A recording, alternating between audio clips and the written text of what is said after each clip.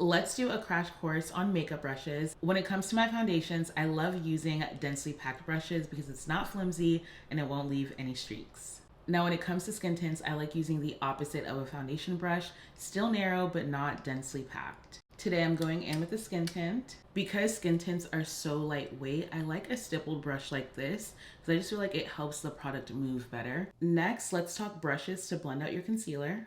For this, I have a few options, all of them being compact and slightly thinner at the top just to get into the inner corner. This is what it looks like using a flat brush. This is a small and dense brush, really good for like getting right in here. I will say blending with this takes a little bit longer, so I would use this as like a spot conceal brush. And if you don't have the time, I would go in with a bigger brush like this one. Let's get into contour brushes. For my brushes, I grab more compact angle brushes like these. Reason why I like an angled brush is because it just helps me shape my contour a lot better. And I have a lot more control of the product.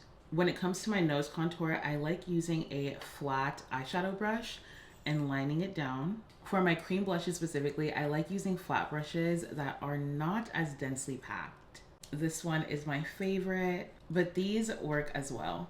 For this blush specifically, I just need to tap. It's way too pigmented. When it comes to my setting powder, y'all know I love a powder puff, but any pointed brushes like this will definitely do the trick. In my opinion, this is for a more lightweight application of your powder. When it comes to my bronzer, I like fluffy, more narrow and pointed brushes. This is my absolute favorite. Not fluffy like this because I feel like this is for more of an all over face powder. When it comes to powders, I wouldn't do any brush that's too compact because the movement just helps it blend better.